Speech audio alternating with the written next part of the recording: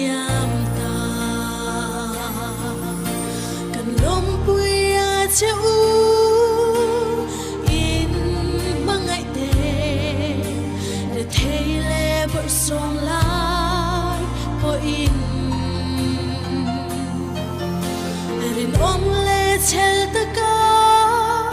om dun seli mangai na chau in kara vureng se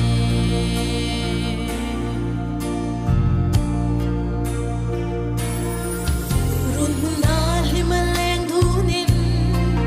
kon umal song fanau ne in run po van loi na lo ni se Christian chung ko tu om tak ne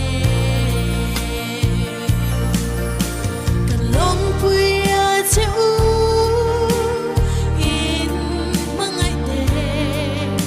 le theile bo song lai po in rin ong le chel ta ka om dun seli mangai na chau in kara vureng se